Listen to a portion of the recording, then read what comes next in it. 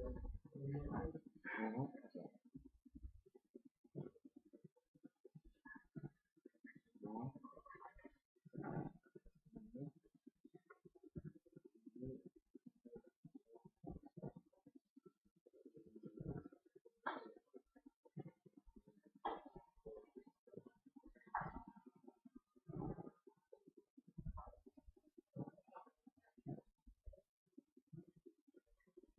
الله الرحمن الرحيم. الحمد لله رب العالمين، الصلاة والسلام على رسول الكريم وعلى آله وصحبه وسلم تسليما كثيرا. وما بعد.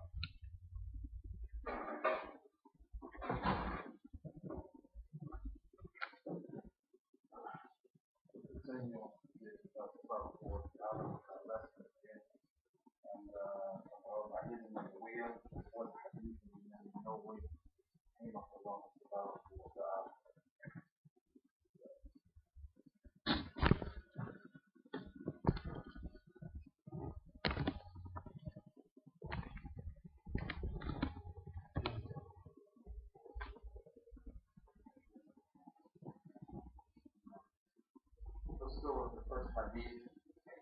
This hadith that is in Bukhari and Muslim. Bukhari.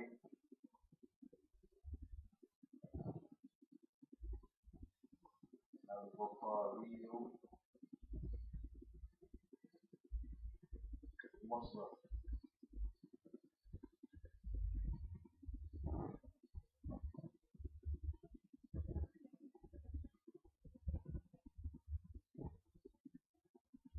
ومسلم.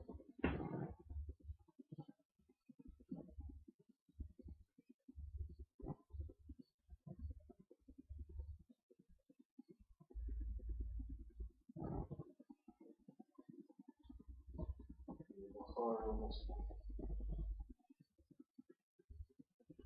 And this is the hadith of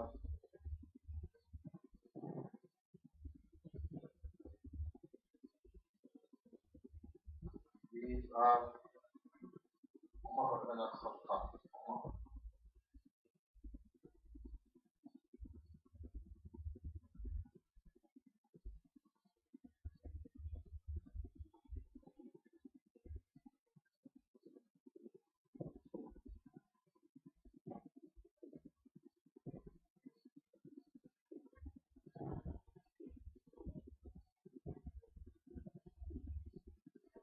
عمر بن الخطاب رضي الله تعالى عنه عند البخاري ومسلم. Umar is from the companions of the Prophet, the Sahaba of the Prophet, sallallahu alayhi wa sallam, and he is from the what? For Imam. من أئمة الأربعة. For Imam. هذا صحيح أو ليس بصحيح؟ وما من أئمة الأربعة يكون before إمام؟ لا. هو من خلفاء الراشدين، خلفاء الأربعة. أما الإمام أئمة هما معروف أبي حنيفة ونعمان بن بشير الكوفي وإمام مالك بن أنس يلقب بإمام الدار الهجرة, the one who was the Imam of the place that the Muslims made hijrah to Medina. وكذلك الإمام الشافعي. Imam al-Shafi'i was from the lineage of the Prophet Muhammad sallallahu alayhi wa sallam.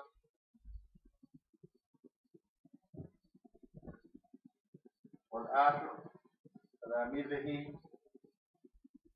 إمام أهل السنة والجماعة هو أحمد ibn Muhammad. We gave him the nickname Imam Ahl Sunnah, so we gave victory to the people of the Sunnah on the day of يعني ماذا المهنة, the test. The Quran created a lot and he stood the test, he won, and thus ended the fitna of the Quran being created. So, Umar ibn al-Khattab, he is from the Khulafa al-Arba', from the four Khulafa, Rashideen. Rashideen means that they were guided without excluding any other Sahaba being guided. They were guided in the sense that either the Muslims chose them from some part of revelation. Abu Bakr as-Siddiq radiallahu ta'ala anhu, the Prophet sallallahu alayhi wa sallam said, لو كان النبي بعدي فقد كان قد كان أبي بكر الصديق أو كما قال. That if there was to be a prophet after me, it would be Abu Bakr. وماذا عمر ibn al-Khattab رضي الله تعالى عنه, it says that there's a hadith like that about him, لكن ما أعرف. I don't know of this, I only know the one of Abu Bakr as-Siddiq. And I didn't hear any other hadith like that from the people of hadith, except had there been a prophet after me, it would have been Abu Bakr. وكذلك ماذا عمر بن الخطاب al-Faruq was agreed that he would be the one to lead the Muslims after Abu Bakr. قد قال النبي صلى الله عليه وسلم لا يجتمع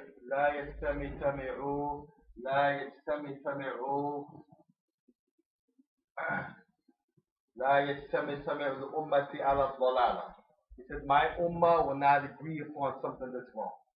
So all of the Muslims of that time agreed after the death of Abu Bakr as-Siddiq, Umar unanimously, he's the next one in charge. And this is from Yani Rashad. Again, this is from Yani what's called guidance.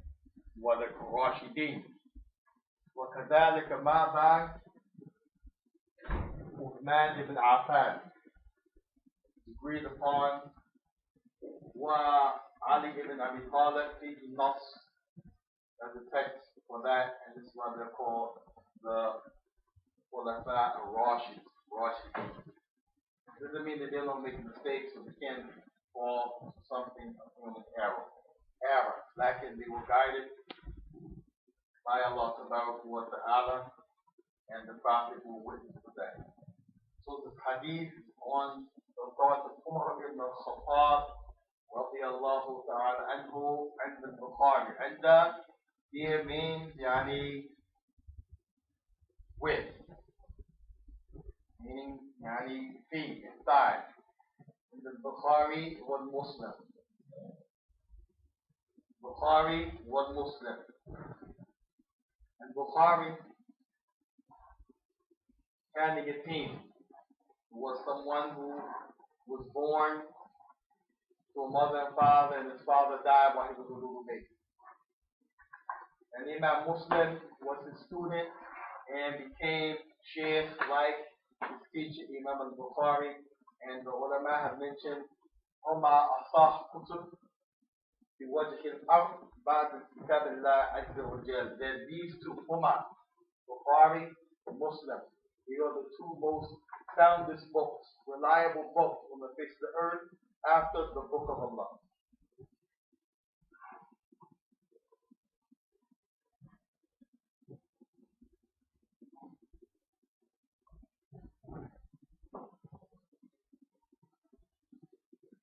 The last time we mentioned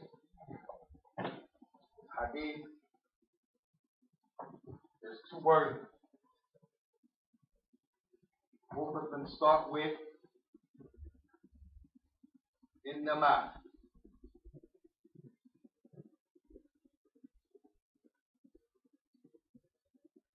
You have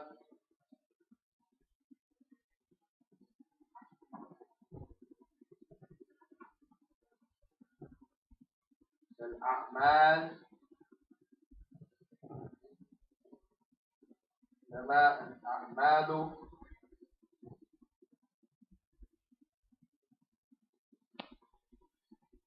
have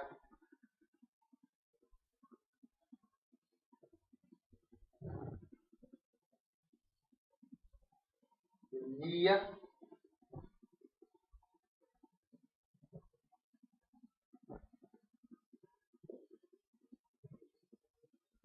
of the Niyyat. Niyyati, and here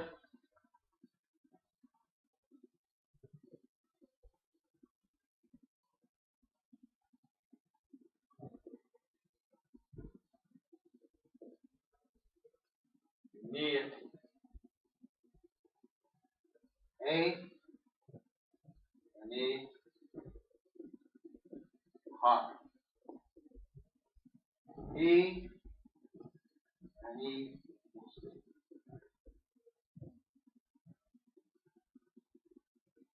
The narration that says bin Niyyat of Wajhu Imam al-Bukhari. This is the narration of Imam al-Bukhari.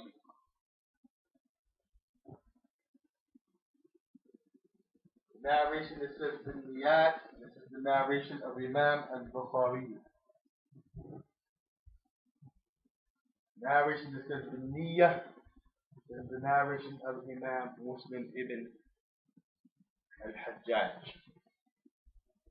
So if you hear someone say innama ahmalu, innama, we said for instance, verily indeed, means some actions. The Niyyat, you know that's the narration of Lafz al-Bukhari, the wording in Bukhari.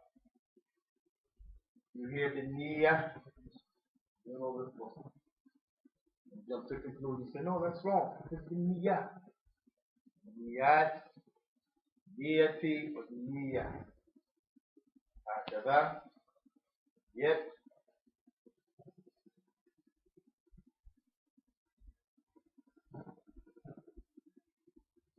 shows you that sometimes the Prophet mentions things more than one way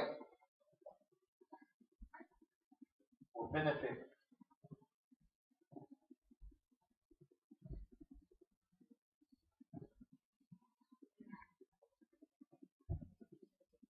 Hadeeth is this Bukhari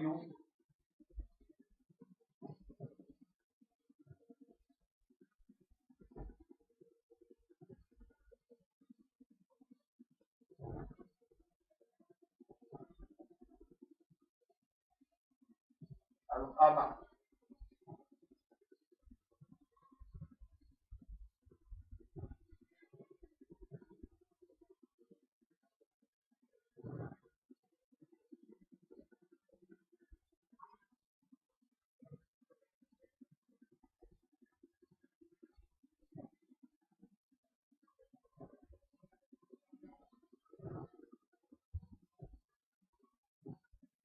Al-Qamar,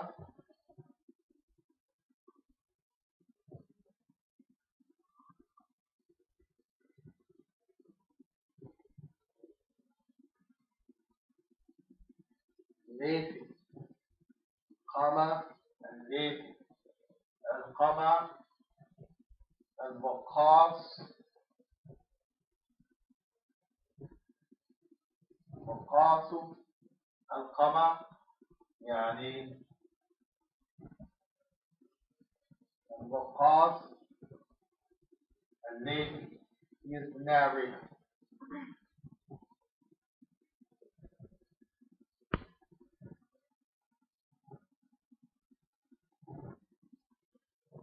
Al-Qamar, al-Waqqas, al-Lefi. Said he heard Umar radiyallahu ta'ala anhu قال سمعت عمر بن الخطاب وهو على منبر وعلى المنبر.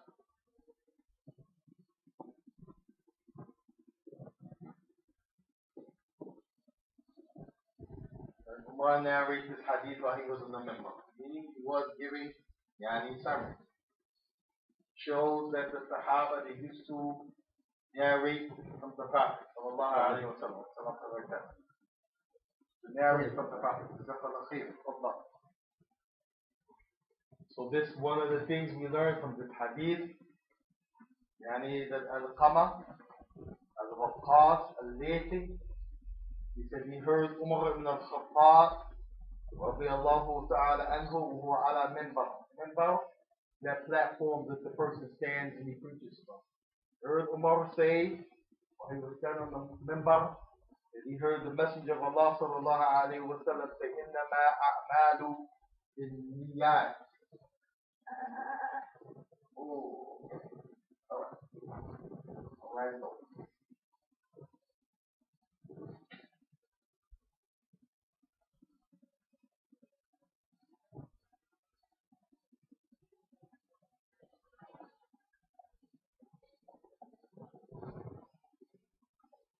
And a person might say, what is the benefit of knowing this? Because there's some benefit in knowing how information reached us. How information reached us by way of the people that came before us.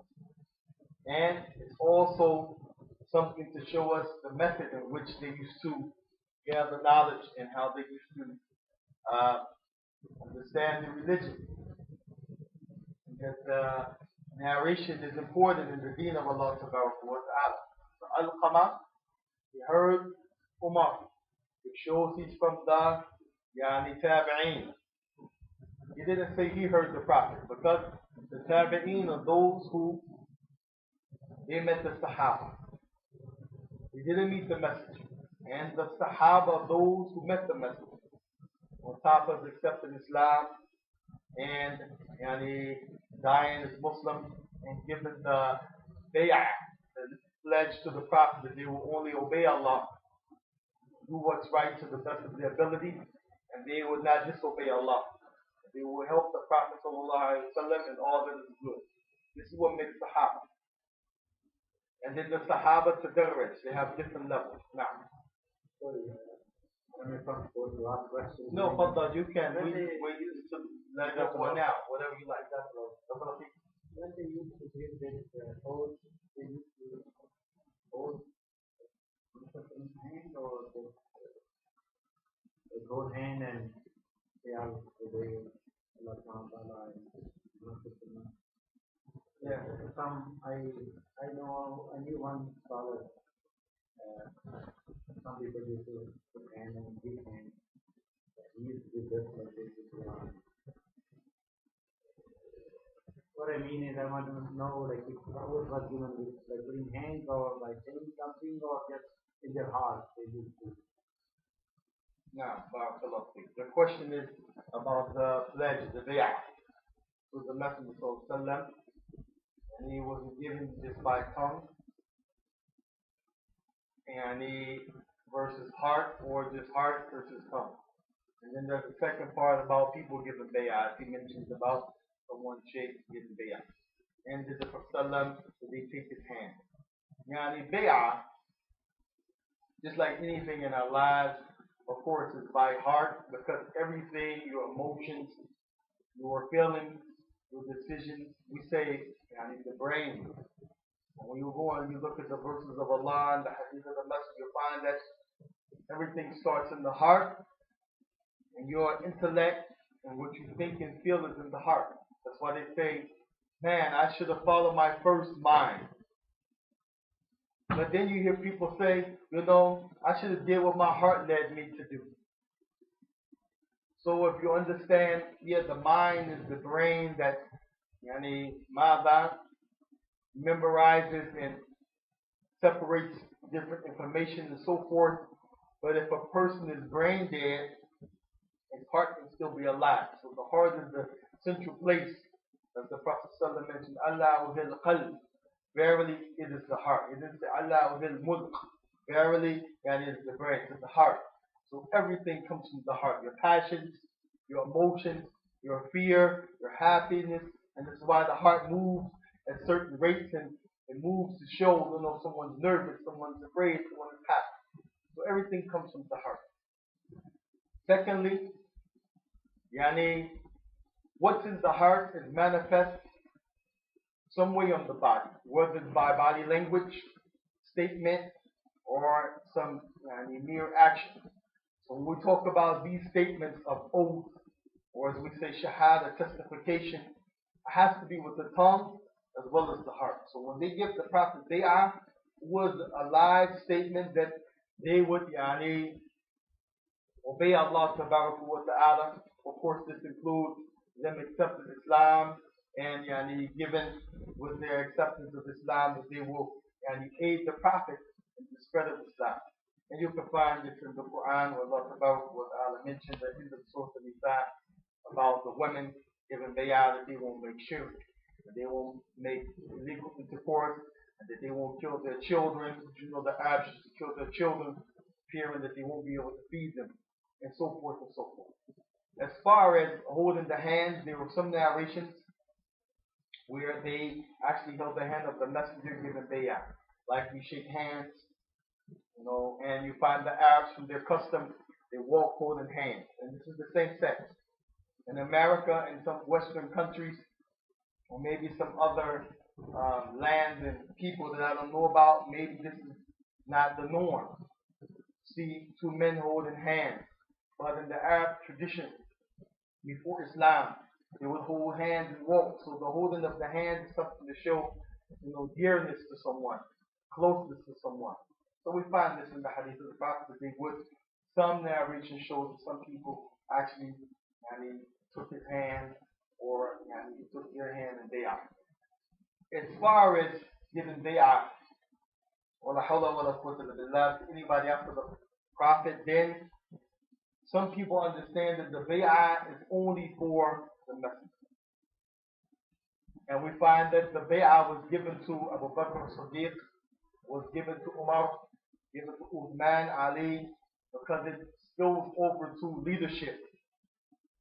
And whether the term is khulafa, the traditional, they say khalifite in Arabic, or if it's Malik, he's the king, like with some countries now, or he's Ra'is. The object is the concept. He's in charge, so you have to give your word as a person under his rule to abide by what's right, to avoid what's wrong, and to assist. Sort of like we do where we live in America, you abide by the rules, the laws of the land, you don't break any laws. If you see something bad, you call 911. As a citizen, sort of like this. And this was the bay'ah of the Prophet ﷺ. As far as giving it to a sheikh, then we understand this to be not correct. Only people that are leaders of domains like countries and things like this, because it takes more organization, more of a helping hand for the people underneath their leadership, as opposed to a particular sheikh or alim. And Allah subhanahu wa ta'ala is the best known. So here, with the al-qama, al-waqaf, al-layfi, the point of writing this is showing that the chain of narration from this person going back to Imam Muslim, which wasn't very far, he actually heard Umar and the Minbar given this, and this shows that they will quote the hadith of the Prophet ﷺ in their sermons, in their talks, in their admonishments, and this is the narration of Imam Bukhari. We had mentioned before, to the end of the hadith, about Niyyah. We had said some of the things about Niyyah, or a Niyyat,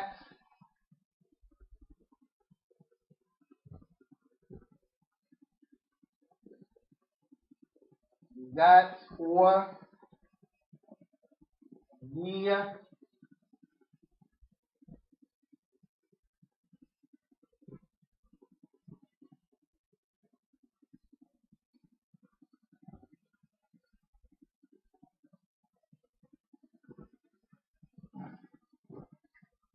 they are issues when you try to do something that you want to gain Allah's pleasure or nearness from Him.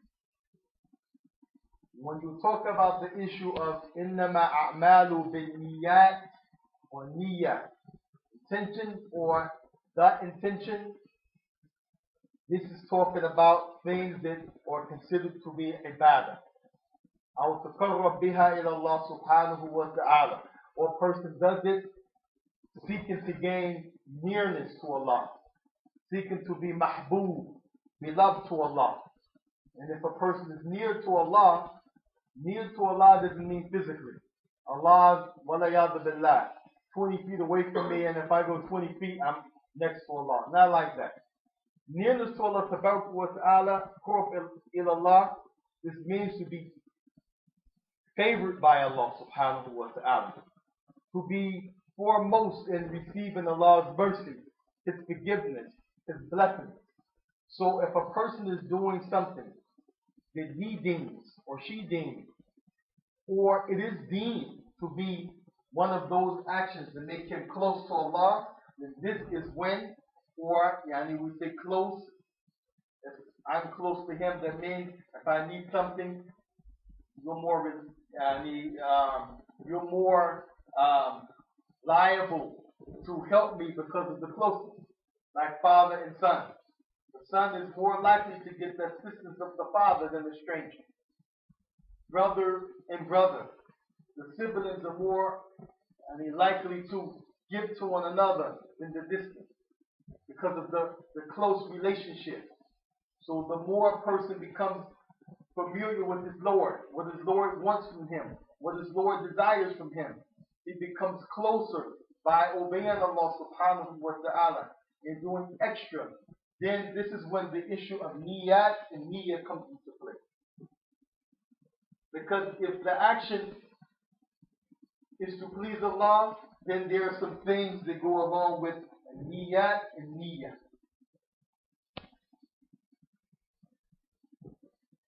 The first of them,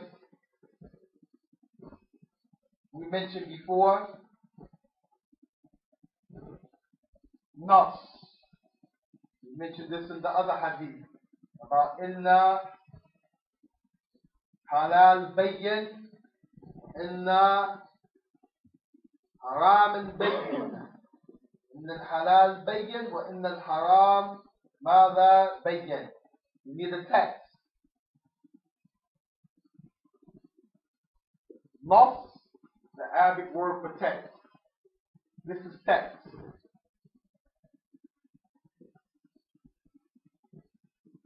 Quran,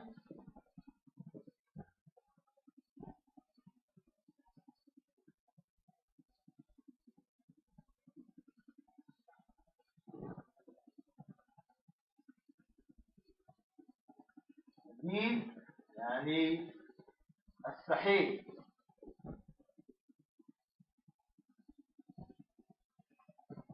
And ijma'a, consensus.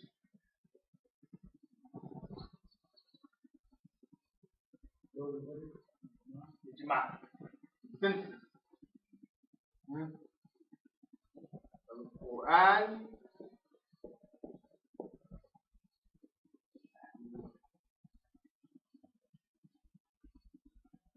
Sunnah, and al-ijma'.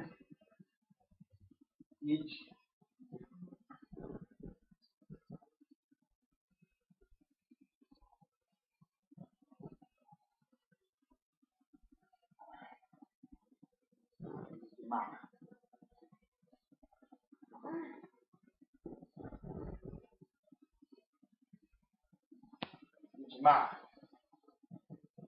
Quran, the first nas, meaning what Allah subhanahu wa ta'ala said in His book. Sunnah, Hadeeth, meaning statement, action, or something done in the life of the Prophet that he inquired about. Quran, ayah, sentence. Surah, Allahi tabarak wa ta'ala, statement of Allah, the Mighty, the Blessed.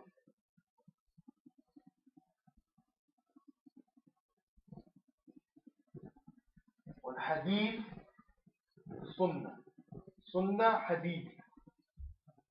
Meaning the statement of the Prophet, the action of the Prophet, and whatever someone did while he was alive, he was quiet about.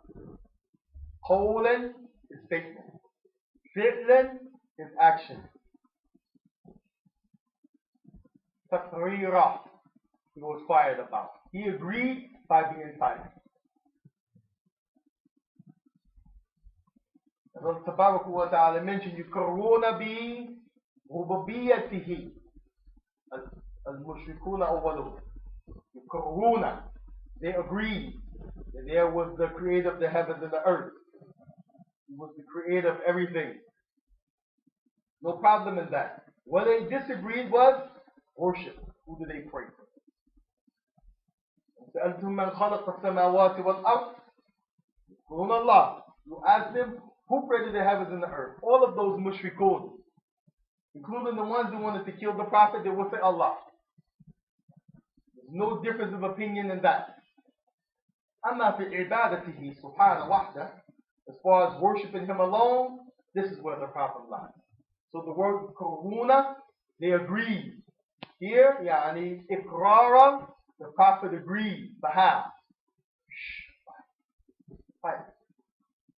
This is why it's important for the Muslims to become educated. Because sometimes we have this from your see no, hear no, but sometimes if you see and you hear and you're quiet, you can be agreeing to something by your silence. Based upon this, hakaza. And the Prophet ﷺ is no such thing that something would happen and he didn't know. They were somewhere in another town or in their houses and he's here. How would he know? If they did something that was against the religion, what was happening the whole time that the Prophet was prophet and messenger? Ayat was coming down. And many times stuff happened behind the Prophet and Allah informed him about it. Ya ayyuhan nabi, lima taharru ma ahallallahu lak tabtaghi atwajak. O Prophet, why do you make prohibited what Allah made why do you make prohibited what Allah made lawful for you in order to just to please your wife? They said, they asked him when he came with the story, they said, Man nabba'ak? Who told you? Who informed you? He said, Nabiyya al-Ali Hakim. The one who was the wise and he knows informed me. Allah told me. They were trying to figure out, how did you know this? Hafs and Aisha. It happened behind his back. They played the trick on him.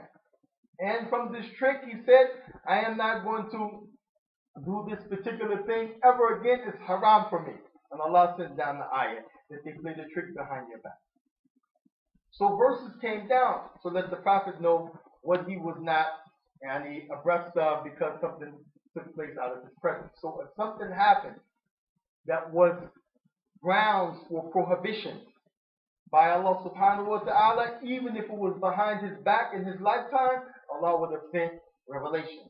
So if the Sahaba did something and the Prophet didn't say anything against it, you find them saying this is sunnah in the books of fiqh, in the books of aqidah. Why? Because they did it in the life of the Prophet and he did not disapprove of it. So his silence is his approval. So when we say sunnah, his statement, his action, and then his silent approval. His statement weighs more.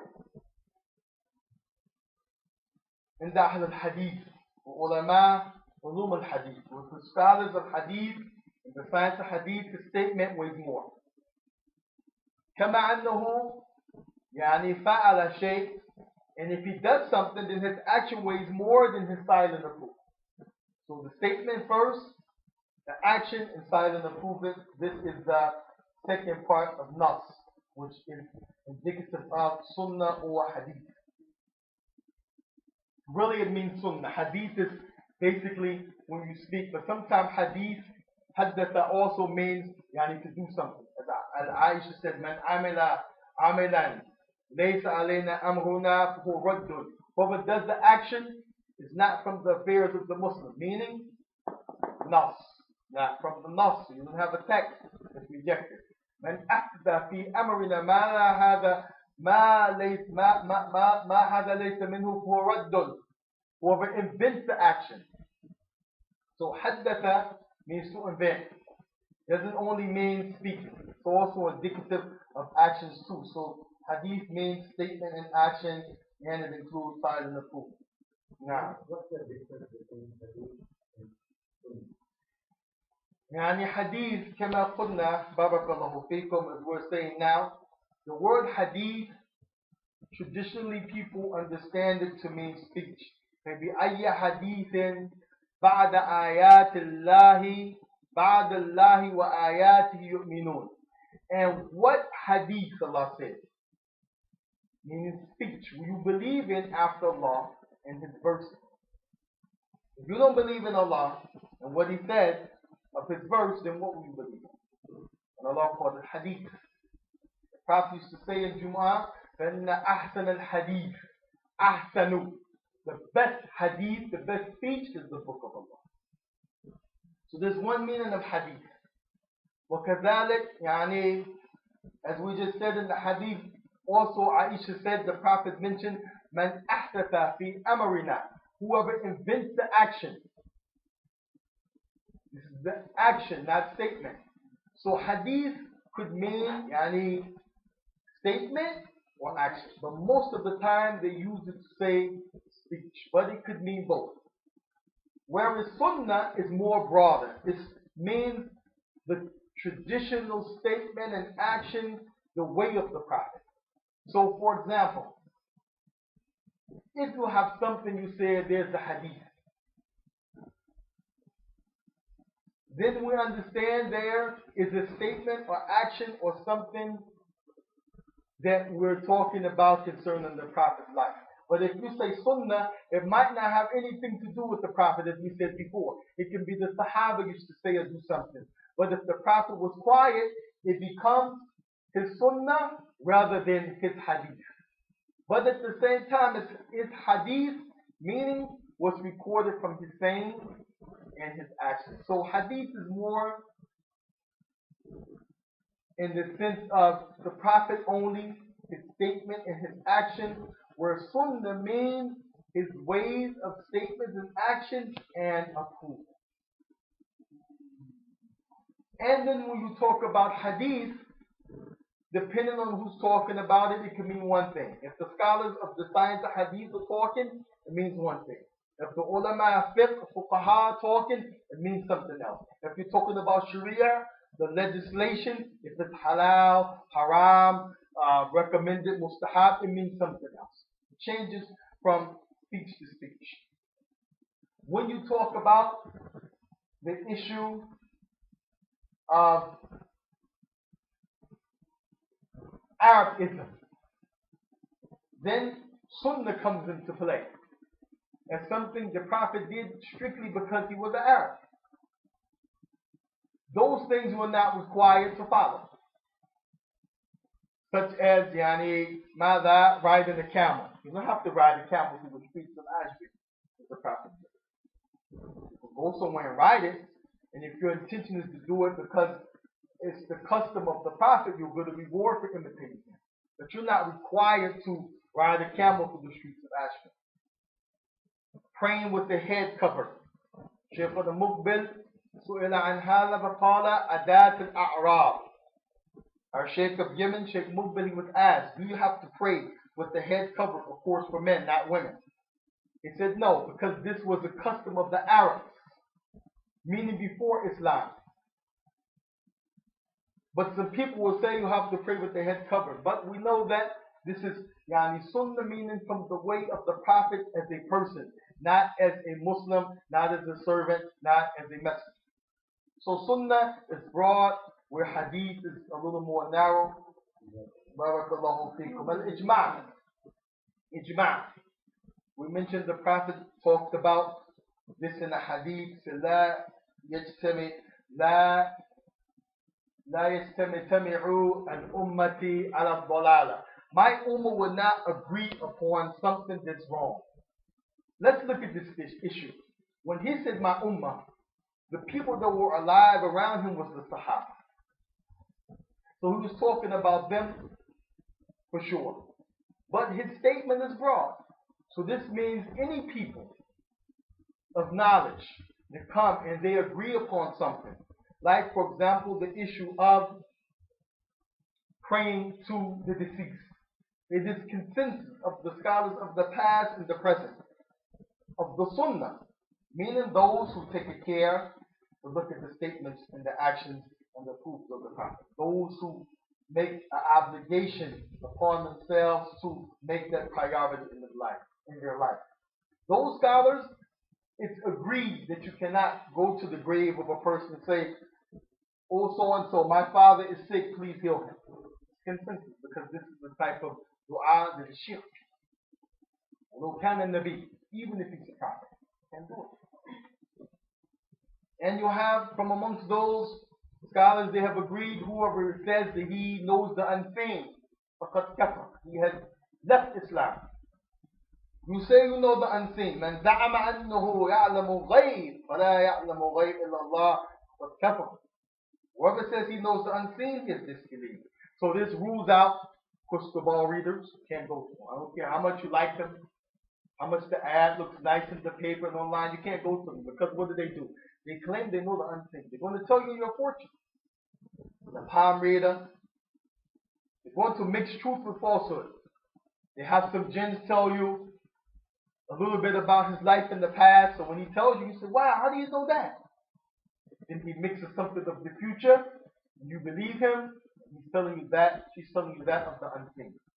And the scholars have agreed. Whoever, scholars of Islam, means scholars of knowledge, scholars of the Sunnah, have agreed. Whoever says he knows the unseen, so ijma here, the Prophet said, my ummah will not agree upon something that's wrong.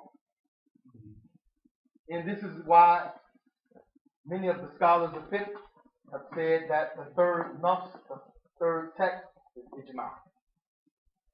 Of course, if you're talking about people that don't hold to the sunnah, then you're going to have issues that, of course, some from amongst them can gather and they can agree, but this is not ijma. If you have something that goes against the text, even if the people agree, it's not considered ijma. Because it goes against the text. Ijma here, consensus, means it doesn't go against the text, rather it agrees with the text. For example, we had mentioned before music. We gave an advice for a Sheikh, Imam Yusuf al-Qardawi, and our brother, Barakallahu Fikuma, for their good they do of Islam, if there's any good, because sometimes you can take your good and wipe it away by doing that which is wrong. And our brother Yusuf Estes, who was very instrumental in dawah these days. His TV, Guidance Television, has a host of different venues for dawah, and he's white American. So these people are going to listen to him.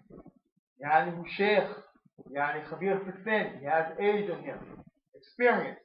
And he did, Yani study some. And the Hushaym and the ilm, that's something. People are going to look to him.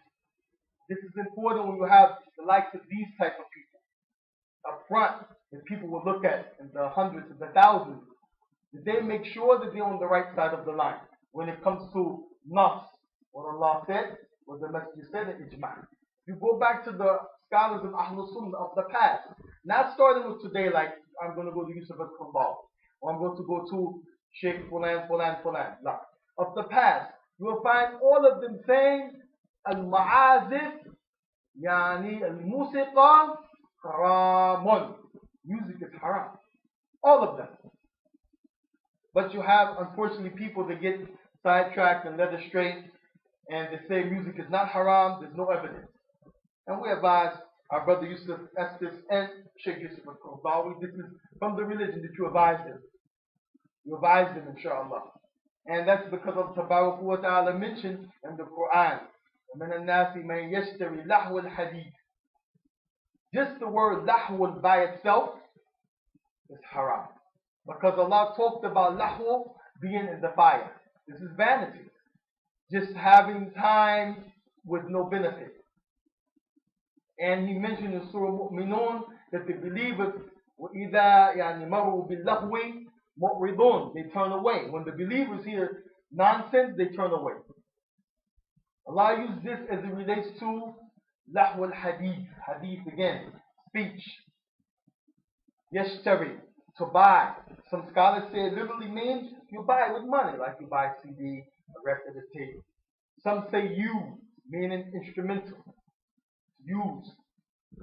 Lahw al-hadith. لِيُضِلَّ عَنْ سَبِيلِ اللَّهِ, in order to pull the people from the path of Allah. So you have two things. You have lahw, one point of haram. يُضِلَّ عَنْ يُضِلُّ, astray. To make someone astray is haram. عَنْ سَبِيلِ اللَّهِ, from the path of Allah. بِغَيْرِ عِلْمٍ, without knowledge.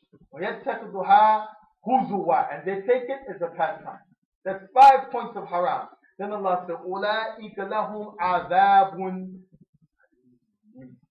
For them, they will have a humiliating punishment. 6 points of something being haram.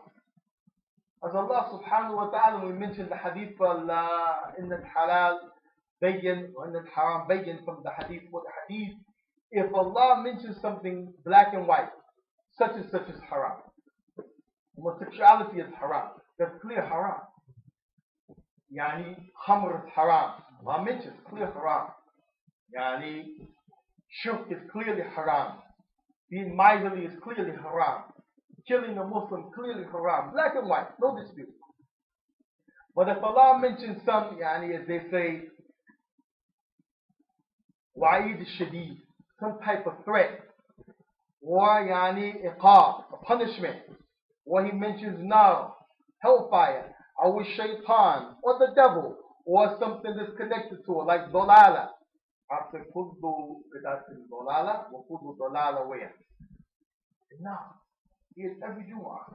So dolala in that verse, عن سبيل الله بغير علم يتخذها هزوا أولئك لهم عذاب. Said Alim before Muhim. Humiliating punishment. 5, 6 things show something haram. So, this is why we gave them advice, because we want to aid. We want to aid. Some people have to talk and criticize, but what are you going to do to help? So aid. Nasiha is for anybody. What's the point? I bring that because nas. Have clear text from Allah and His Messenger. And ijma'.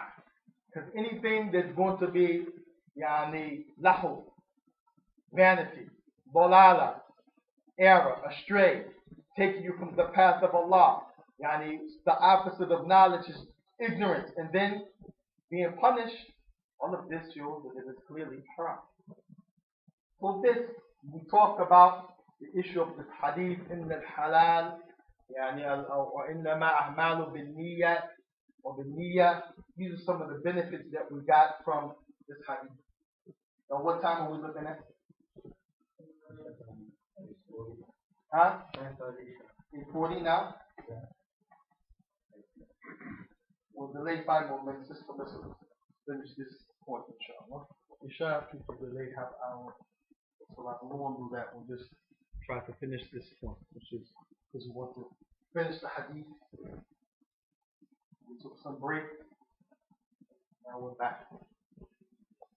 You have the hadith as it continues. The Prophet talked about hijratu ila Allahi wa rasulihi. Ila Allahi wa rasulihi. The hijratuhu ila Allahi wa rasulihi. Whoever's migration was for Allah and His Messenger, then his migration is for Allah and His Messenger. So we talked about Niyyah. We can go on about Niyyah.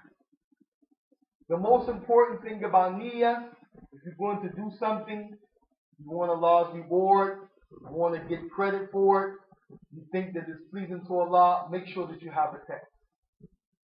Don't rely on people said, and I heard the Sheikh this, First reference, Quran, Hadeeth, Ijma.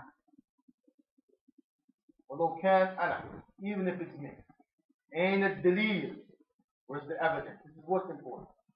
And that if you have an intention to do something of good, don't change your intention. Follow through. Don't do it because you want a reward and to show off. Don't do it because you want a reward, and if you don't do it, people want to question you. Do it in order to gain nearness to Allah subhanahu wa ta'ala with the text. That's the most important thing about Niyyah that I want to say. Al-Hijrah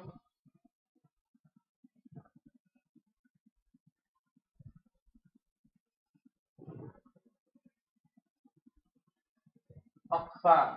Two types of Hijrah.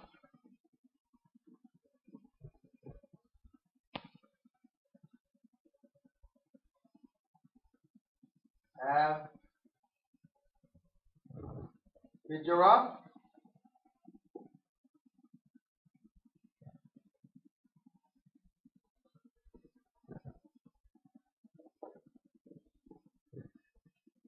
Hijrah Ma'afir. That's a sword with a yak. Hijrah to Ma'afir. To leave that which is sinful. You see it. Hijrah here means to leave, to abandon.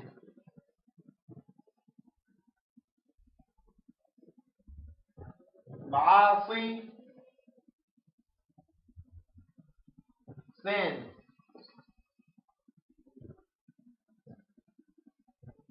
Disobedience to Allah.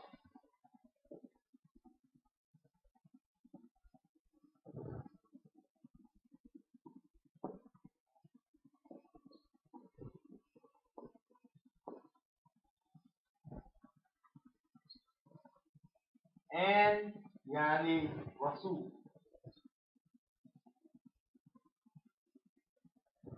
This is the first type of hijrah. The Prophet ﷺ, he said, Al-Muslimu man salima. We took in the Arabic lesson last night, salima. To be safe. Al-Muslimu man salima muslimuna. The true Muslim is the one who makes safe al-Muslimuna. The Muslims. From what? Min lisanihi wa yadihi. In his hand. This is how he starts the hadith. It's in يعني ماذا الصحيح of Muslim. Al-Muslimu man salima muslimuna. The real Muslim, the characteristic of the Muslim, the one who is truly submitted.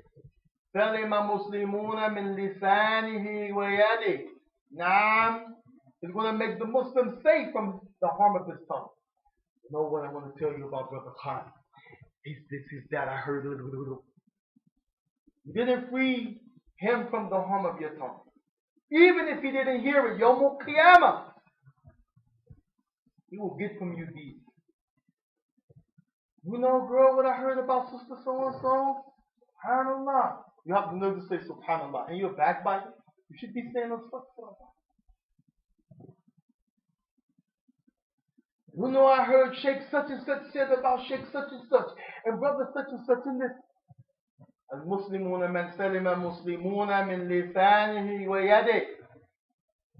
You get mad, you grab somebody, you strike somebody. You're not making them safe from the harm of your hand or your tongue. Then the Prophet, he continued, he said, wal muhajiru. This is the point. Wal muhajir, the one who leaves. The origin of this word hijrah, nas'alallah salam wal afiyah, ameen, is that you leave, fleeing, in qital, in yani ماذا الانقتال من بلاد كفار إلى البلاد الإسلامية. You leave the lands of disbelief, going to the lands of yani Islam. That's a whole talk in itself, especially today when one of the main issues of leaving is to worship Allah, like they did in Mecca. They left Mecca going to Medina. But a big part of this migration and the key to worship is amina, to be secure, safely. It doesn't remove you from worshiping Allah if turmoil comes. But that's if turmoil comes, then you have to be patient to a degree. And if that turmoil becomes too much, then you have to move again. But the origin of going from one place to another is to worship Allah, and part of that is to be secure. وَمَنْ دَخَلَهُ كَانَ آمِنًا. Allah said, whoever enters his house in Mecca, he will be safe. Ibrahim made dua to Allah subhanahu wa ta'ala, make هذه بلد آمنا, make this a city of security. Why? So that they can worship Allah. When you're majnoon, so much fitna you can't sleep, bomb, shooting, killing, the babies got killed, the neighbors, this, that, bloodshed. It's hard to worship Allah subhanahu wa ta'ala. Even though some can, it's hard. The chances are slimmer. So here the Prophet, the point he said, after the Muslim is the one who makes the Muslim safe from his tongue and his hand, the harm, and the muhajir, man hajra ma nahiya Allahu an. And the true migrator is the one who leaves what Allah has commanded him or what Allah has prohibited him from. He runs from the haram. So leaving America, leaving Mecca, leaving whatever places that people wanted to leave during whatever time, leaving Spain, people were trying to find a place to worship Allah because they were being persecuted. Like now, we're not being persecuted. Alhamdulillah. Don't worship Allah. But some people feel it's too much for their own personal growth and development. If you feel like that, you're stuck in this sin and that sin and this sin, and the only way is to go to a place where they're more religious and you get the adhan and it's less sin, then you have to go. But part of this going is that you leave the haram. You don't just change locations. And this was part of the hadith that the Prophet mentioned. And another hadith that we bring to show the issue of, in that hadith about Niyyah, he mentioned what makes the migration for Allah and His Messenger. فَهِجْرَةُ إِلَى اللَّهِ وَرَسُولِهِ. He will get the reward for that. وَمَنْ كَانَ هِجْرَتُهُ لِلدُّنْيَا أو امرأة ينكحها يعني للدنيا يصيبها. He goes to get some business. It's not like the one he's going somewhere to please Allah and His Messenger. He's going to get his business and come on back. Maybe even his business might be loose, haram and halal mixed. Not like the one he's going for Umrah, he's going for Hajj, he's going talab ilm, seek knowledge, he's going to live in another country where Islam is strong. That's not the same. And it's what the Prophet mentioned this in this hadith. And the hijrah, as Allah subhanahu wa ta'ala's Prophet, he mentioned, that this is the one who leaves what Allah has prohibited him from. So this hadith, which is the first hadith of Imam al-Ma'in, of Imam al-Nawawi, is a tremendous hadith. And lastly, this hadith, in the end, Allah Tabaraka wa Ta'ala shows that deen always has the upper hand over dunya, as Allah Tabaraka wa Ta'ala's Prophet mentioned that in the end. And this is from some of the benefits of this hadith of the Prophet sallallahu alaihi wasallam, the first hadith of Imam al-Nawawi, 40 hadith. Any questions, inshallah ta'ala, as we conclude?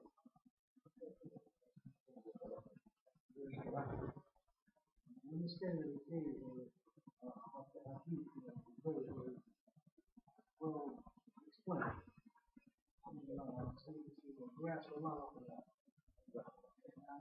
But it made me think about the hadith of the Prophet says,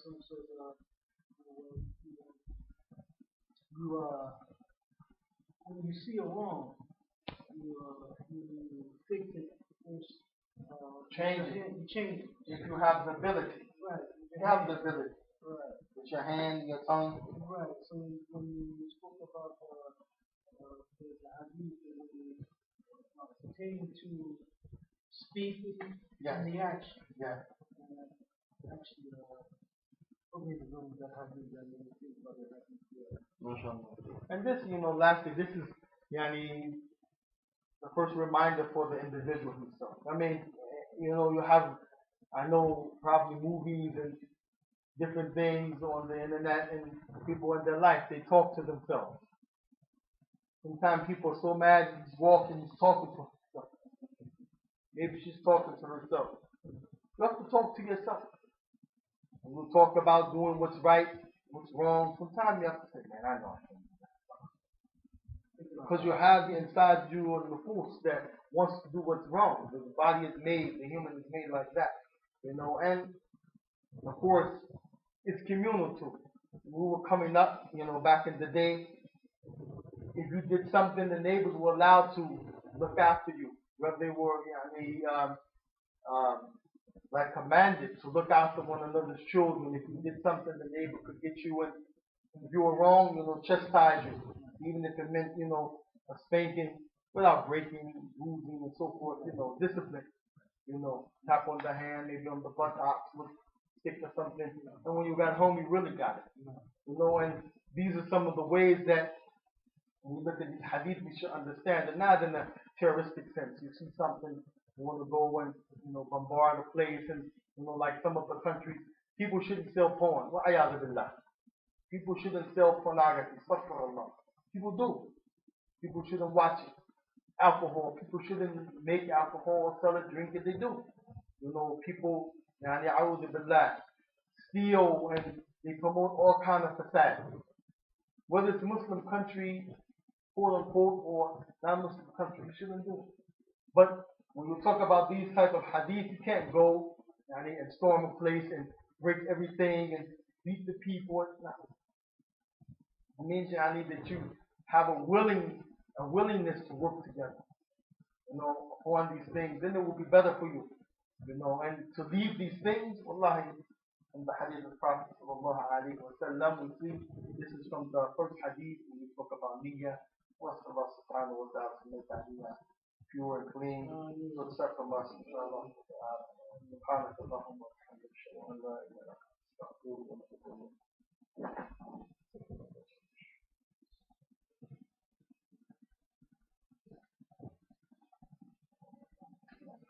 Use it or not.